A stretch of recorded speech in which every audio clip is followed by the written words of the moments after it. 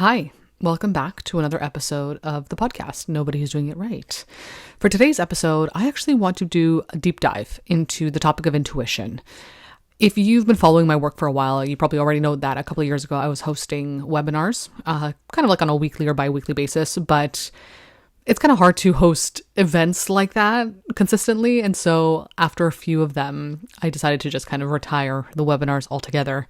But I still have all my notes from them. And in these webinars, it'd be deep dives into specific topics. And during the webinar, I would have like people asking questions and having a bit of a discussion that way. But I wanted to share the notes I have in a podcast episode, so a deep dive podcast episode, where I can just kind of really go into this specific topic because I talk and write a lot about intuition in various ways, right? In different forms and with different viewpoints on it.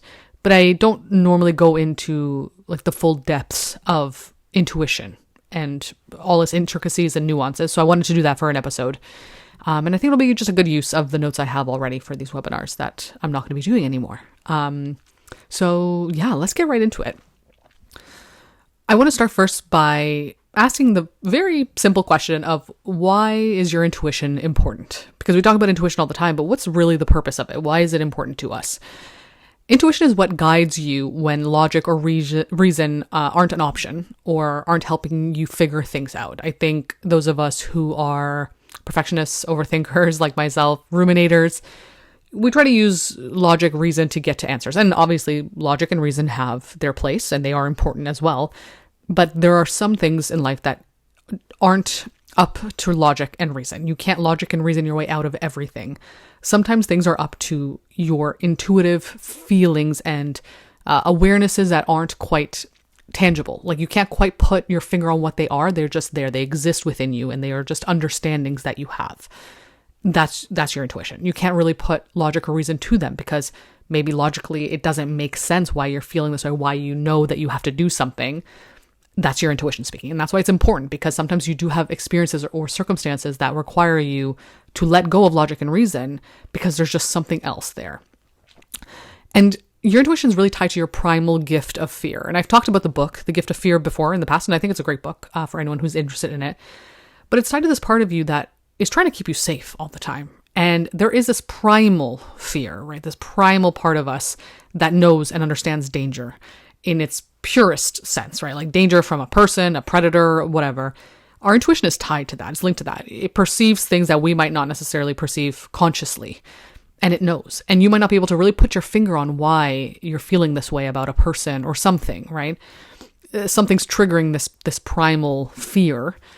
That's your intuition talking to you. And that's why it's really important because, again, you can't provide logic as to why certain situations make you feel a certain way. You just have to trust yourself and trust your intuition. And that's why it's really important. Intuition is also the voice you use to tip the scales when you're at a standstill, right? You might be trying to make a decision, trying to logic and reason your way through it. And you have good, valid points for both sides, right? The pros and the cons. At a certain point, you're going to need something that just pushes you in one direction without logic, reason, calculations, whatever. It's just a voice within you that just says yes to this or no to it without any more justification. It just is. And I truly think that your intuition ultimately is linked to your inner child and your higher self. It's a part of you that is looking out for the best for you. And it's linked to a part of you that is deep and just deep within your psyche, right? That inner child that needs protection, that has certain dreams or aspirations that maybe as adults we lose sight of. I think your intuition's kind of tied to that.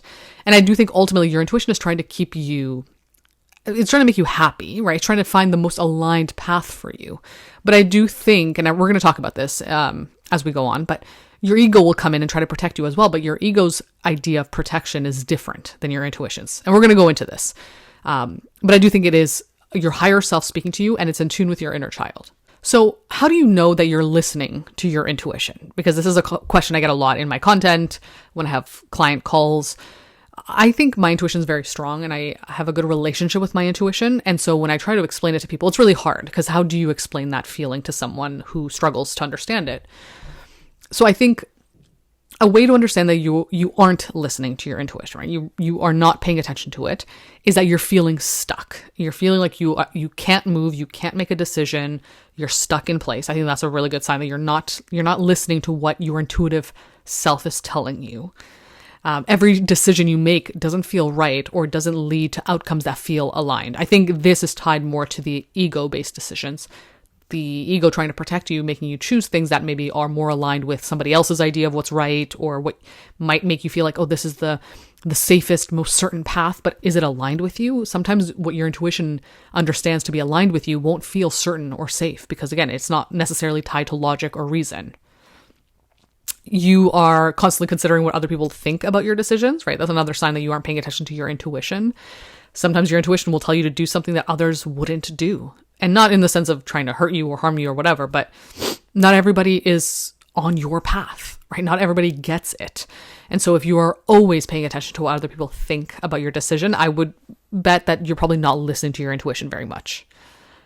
You don't believe you are worthy of the things you desire, and so trusting yourself to attain them in an aligned way doesn't feel possible, right? You're losing trust with your ability to believe that you can get what you want in a way that feels right for you. So you think, I have to do things a way that someone else would do them, or a way that's not aligned with me, my values, my morals. And that's a true belief for you. I think that's a sign, to me at least, that you're not listening to your intuition, because I think your intuition will guide you exactly where you need to be in alignment with your values and morals. Of course, in life, it's always hard. It's not always easy to necessarily align with them because of the circumstances we're dealt. But if you don't believe that you are worthy of the things that you desire in an aligned way, that you can find them in an aligned way, to me, that's a sign that you're not listening to your intuition. And so you're blocking your path towards what you want. And another reason or sign that you aren't listening to your intuition is you're always trying to strategize your way out of situations using logic, but you end up in the exact same place. So if you're making decisions based on logic, reason, strategy, whatever, but you're ending up exactly where you are, which is the place you're trying to escape from, you're trying to move away from this because this place does not feel aligned, but you end up right back in it because you're using these strategies or patterns or whatever to find your way there. You're not listening to your intuition. Your intuition is somewhere outside of those strategies. So let's get into a bit of the differences, the distinct differences between ego and intuition, because this is an important factor into understanding what your intuition is, how to hear it, how to recognize it within yourself. How do you know that you're being guided by your ego? I think a clear sign of this is that you are constantly ruminating and overthinking. You are trying to find logic and reason and answers that are certain and clear and specific, and you're constantly just thinking all the time over and over again. That's your ego's fear, right? That's a fear-based ego there, or an ego-based fear, rather. You're always fearful of making the wrong decision, so that's where the overthinking and rumination come in. You want to make sure you're making the right decision all the time based on strategy, based on answers that are tried and true. And that, is hard to separate from intuition, right? Because you have to let go of that need for that certainty and that rightness all the time in order to know that you're being guided by your intuition. And also never trusting yourself to know what's best or to figure things out as you go. If you don't trust yourself to do that, if you don't think that you can figure things out as you go, or that you know yourself best, that's your ego. That's your ego that is, again, I think your ego is trying to keep you safe, but it's going about it in like an overprotecting, overbearing way based in fear and not in self-trust. So I think a sign of the differences between intuition and ego is momentum. Okay, so forward momentum in life is about decision making, but it's hard to make decisions when you don't know what decision is actually benefiting you or holding you back. And that's really hard because that's where you get stuck, the overthinking, the rumination. Your intuition is evident when its goal is to push you forward towards something very definitive, right? It's like telling you this is where you go. We're trying to get there. It's pulling you. And I think a lot of the time when you notice this intuitive feeling, it's pulling you. It's like, come, let's go this way. Not in a forceful way necessarily, but you're being called to something. And I think we overlook that feeling of being called because we think, oh, well, it doesn't make logical sense. Or there's no reason to it. But like, that's your intuition. It's trying to give you that momentum. Your ego, on the other hand, is trying to hold you back through uncertainty and keep you in your comfort zone. The ego-based decisions will lead you back to what you already know. So on the one hand, it's familiar, it's safe, you're going to be exactly where you've always been, but it's unsatisfying, it's unfulfilling. You want something more. You want to move forward with this momentum. But to do that, right, which is more intuitive or aligned with your intuition, it's scary, it's uncertain, it's outside of logic and reason. Logic and reason is based on what you already know because you already have the evidence that it functions. But you don't want to be here anymore, right? Another thing is friction versus flow, to understand the differences between ego and intuition. When something flows easily, it's probably your intuition, even if it's scary or you feel insecure. And I think that's really important because I think going back to that idea of being called to something, right? Being pulled, brought into flow state, right? You're being pulled in kind of like down a river, right? Moving river. It's scary. It doesn't feel secure. It doesn't feel safe necessarily, but you're being called to it. It's almost effortless in a sense. But the effort that's required is for you to push through the resistance, right? And the fear. When there's friction, right? It's probably your ego. Friction feels like dragging extra weight around with you to do that specific thing or to get that specific endpoint. It might not always be difficult if it's what you've always done and what you're used to, but it's not free flowing. And I hope that makes sense, right? Because it's frictionful. There's resistance, but not resistance in the sense of something being aligned with you, and there's resistance in that because there's a lot of fear. It's friction in the sense that it's just not right, but it's just familiar. It's just what you know, but it's just not right with you. So it's easy to do in the sense that it's what you've always done, but it doesn't feel liberating, right? It's not free flowing in the same way your intuition is, but if there's resistance to it because of the unknown and the uncertainty.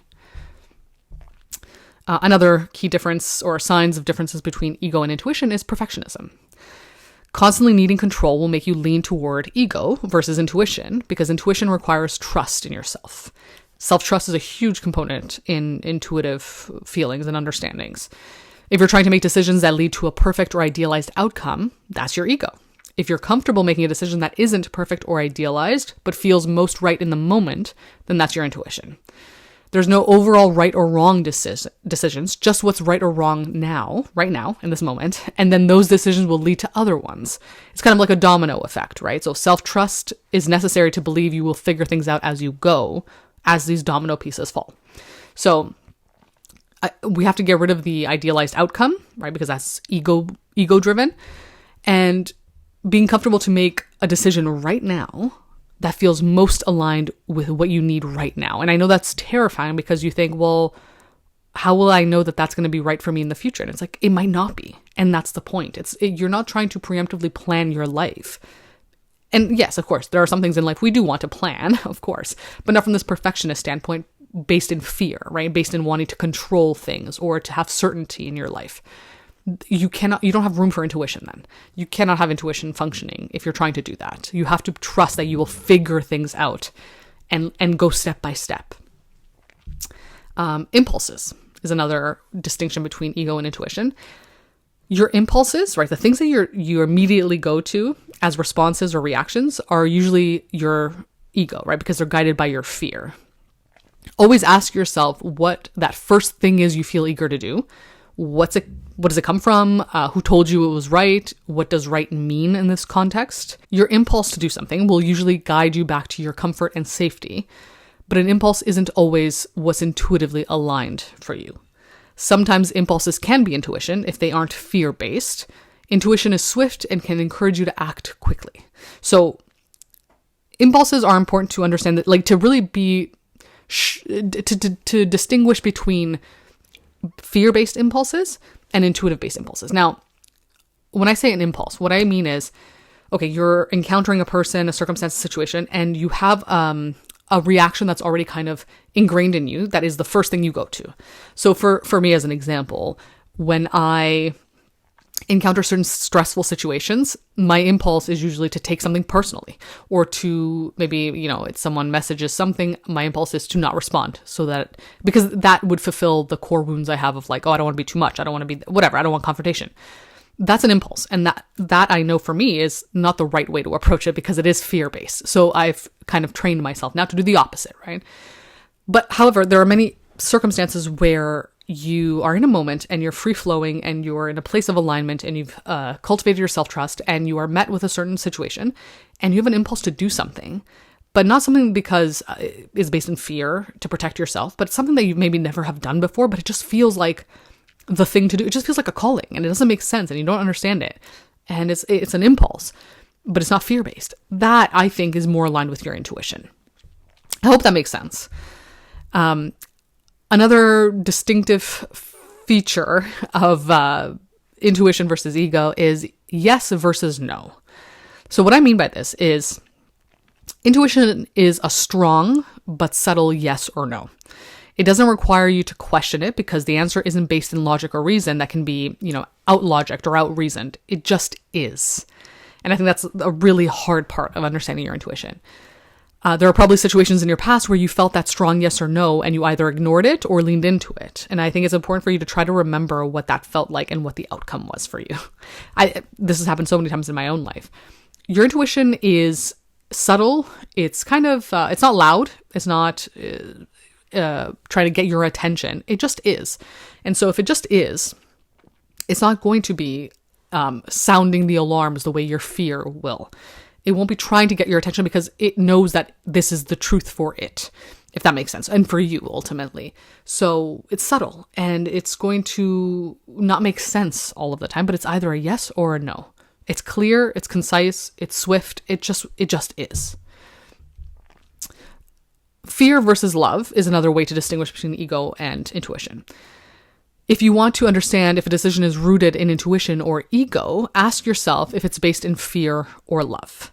Fear-based decisions are loud, erratic, and need to be done right now, and usually provide some comfort or safety or certainty.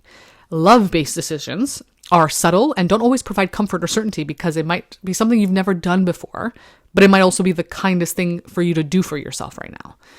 And you have to push through the wall of resistance for love-based decisions sometimes. It's not easy. And that's why I was saying the intuition is subtle, it's swift, it is not loud, it just is. And sometimes you get an answer for something. You're like, yeah, you have to do this. Or yeah, I have to do, no, I can't do this. Or yes, I do. And it's scary because of how certain it is, but certain for you, not certain in trying to protect you from your fear and anxiety and provide that, but certain because it's almost like you can't, there is no other answer to it and there's no logical reason as to why. You have to push through the resistance that prevents you from just leaning into that. But fear-based decisions are loud, scary. They're trying to get your attention. They're trying to protect you. It is like kind of the sirens are sounding, right? Red lights are flashing to make you stop because there is some fear there. Another way to distinguish between your ego versus intuition is through inconsistency. If you notice yourself flip-flopping or inconsistent in behaviors or decisions, they probably aren't rooted in your intuition. Consistency doesn't mean things always have to look the same. An intuitive decision might be consistent with your practice of self-love, but looks different than anything you've ever done before, which might trigger resistance. So it's just a matter of understanding that you are constantly trying to give yourself what you need, right? Like, so your intuition understands that there is difference in these things. It's not about perfection. It's not about the same thing over and over again to have that sense of certainty or safety, but it's knowing that you are consistently showing up for yourself and doing the intuitive things you have to do, even if they look different than what you're used to. But if you're flip-flopping and you don't know what's right or wrong, what do I do this way? I don't think that's your intuition. Your intuition will guide you to where you need to be. And it'll be understanding of what you need in any given moment. And finally, the last way to distinguish between your ego and your intuition is through scarcity. If a decision or impulse is based in scarcity, I have to do this right now, or I won't get X, Y, and Z, or I'll lose this thing, then it's not rooted in intuition. Your intuition is not fearful of scarcity because intuition is inherently seeking abundance.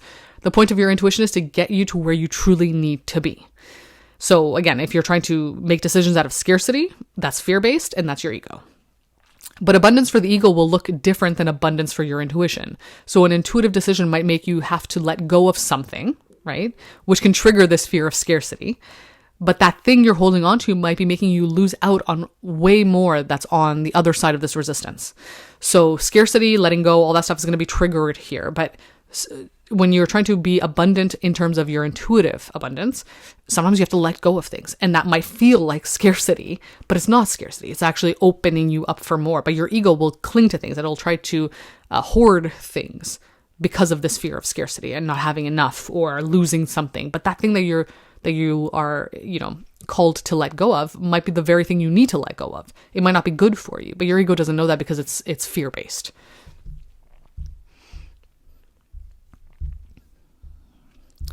So how do you hone your intuitive abilities? I think this is the biggest question I get as somebody. Again, I've learned to do this, but not through necessarily practice or strategy. It's just something that's always come kind of innately to me. But I've documented exactly what goes through my mind that helps me kind of hone these intuitive abilities a bit more. So hopefully they'll help you as well. One thing is to slow down. Moving too fast, doing too many things, trying to make quick decisions won't allow you to hear your intuition. Your intuition is swift, but subtle, so it requires you to have open space to hear it. A good way to do this, as I always say, is through journaling, because it forces you to slow down, get your thoughts out. Walking without distractions is a good way to do this too, and not pressuring yourself to decide on something immediately. I think anytime I'm encountering something that is forcing me to make a decision right away, immediately I'm like, this is trying to overpower my intuitive ability. And I think, there's a lot of sales and marketing tactics that do this. And it's interesting because they're like tapping into that fear-based, that ego-based decision-making. You have to keep it slow. You have to take all your thoughts out, put them on paper, force yourself to, and I think handwriting journaling is ideal. Because again, it forces you to slow down, put your thoughts into full sentences, get really clear on what's happening, and it gives you a better understanding of what's going on internally. But slowing down is huge. You can't make intuitive decisions if you're moving so fast because your intuition, again, is subtle, it's quiet, it's not loud. So you have to have space to see it, to understand, to hear it, what it's saying to you. And if you're always, on the go or not letting yourself just stop and think for a second, or feel for a second, then you're going to miss it. Another way to hone your intuitive abilities is cultivating self-trust. And the way I've done this and the way I've noted it here is through shadow work. So when you make decisions that are right for you, you trust yourself more. And when you trust yourself more, you are more willing to listen to yourself and by extension, your intuition. Because why would you listen to someone you don't trust or you don't think it has a valuable information to give you? Don't repeat unhealthy behaviors or patterns. Obviously, easier said than done, but it is a practice at the end of the day. Forgive yourself when you make mistakes. Don't force yourself to do things that you think you should do or that others expect you to do. These are all ways to cultivate self-trust, to trust yourself, to know that you're on your side. And when you are able to do that and you can build that self-trust within yourself, and you don't have to be perfect at it, of course. This is something that I still struggle with and I still have to learn and relearn. But the more you do it, the more you can say, okay, if I trust myself in all these other areas of my life, you're more attuned now to that deep part of you, that deep part of your psyche that is telling you yes or no about something. And you can more likely trust it now that you've done this work.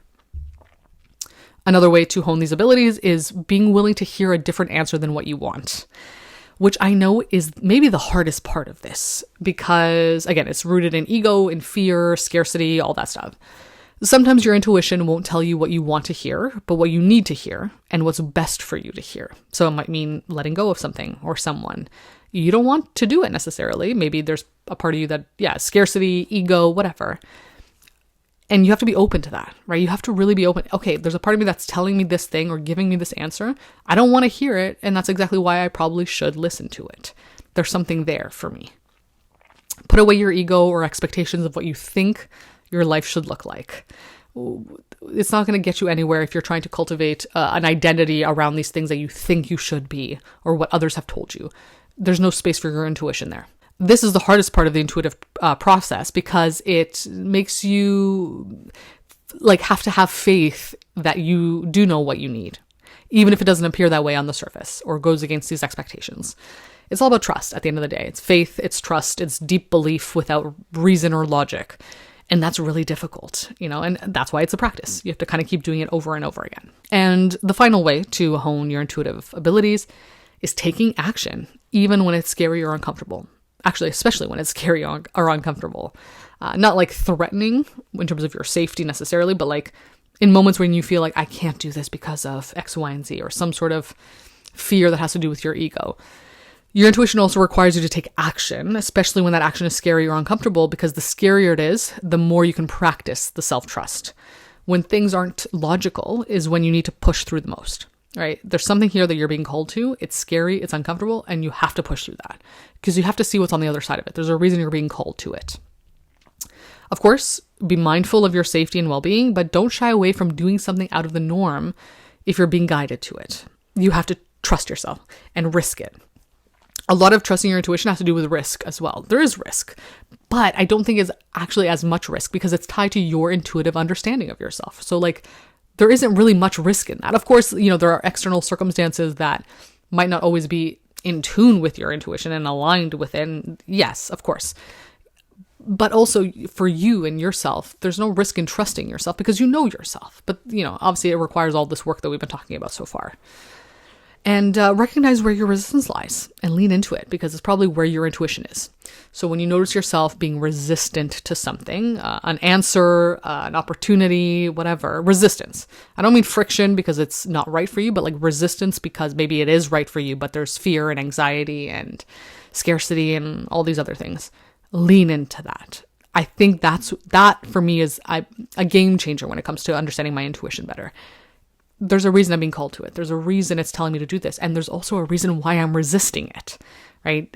That resistance is coming up like a block to protect me from seeing something different, but probably expansive. It's trying to keep me in this comfort zone, right? It's trying to keep me where I've always known myself to be. But that's not good for me in the long run. It might have been serving me at some point, right? It probably got me to where I am now. But the fact that I'm being called to something more or different beyond that resistance means I have to follow through on it. You don't have to, actually. You can do whatever you want. It's your life. But I just mean, if you want to expand in these ways, if you want to get better at understanding yourself intuitively, you do kind of have to do this. You have to push through it. And you'll probably feel better after you do it. And it won't lead you to perfection. It won't lead you to being now your life like magically changing or anything. It's just about you and your experience and your growth and your knowledge of yourself. Like that's the point of all of this at the end of the day. So yeah, I hope this was helpful for you. I hope it gave you some more detail and information on intuition. I'd love to hear your thoughts. Feel free to leave some comments or let me know on Instagram in my DMs. They get a bit overwhelming, so I can't always respond to them. But I just wanted to share this and hopefully it helped anybody understand their intuition a bit more. I do have some journaling prompts here as well that I can kind of read out and you can use them or don't use them, think about them, mull them over on your walk. When you're asking a specific question, what is the answer that keeps arising? How do you feel about that answer? Is there fear? What does that fear stem from? What's the worst thing that can happen if you trust your intuition? Are you receptive to your intuition? Are you willing to do the uncomfortable thing when it tells you to do it? Are you open to hearing what it has to say without judgment? Practice honing your intuition by using small, low-stakes decisions throughout your daily life. Lean into what your authentic self wants and don't hesitate when making these intuitive decisions. Let go of expectations and do what you feel deeply called to if no one else were watching. List out all the answers you want to hear. Then think about what you've actually been hearing from your intuition. Typically, when we're asking for answers from a place of misalignment, the answer our intuition gives us won't be one that makes sense to our ego or our fear. Question the truth behind the answers you want to hear and consider who those answers truly benefit. So again, I hope this was helpful. If you want to work with me one-to-one on topics like these or others, feel free to book a call over on my website. I also have packages where each session is a bit more discounted. So if you're interested in working more long-term or whatever, all of that is on my website. Follow me on Instagram and TikTok for my short-form content. And as always, I write about these topics a lot over on my Substack in depth as well. So if you want to follow me on there and support my work, I would really appreciate that. Thanks for being here, and I'll be back again soon with another episode.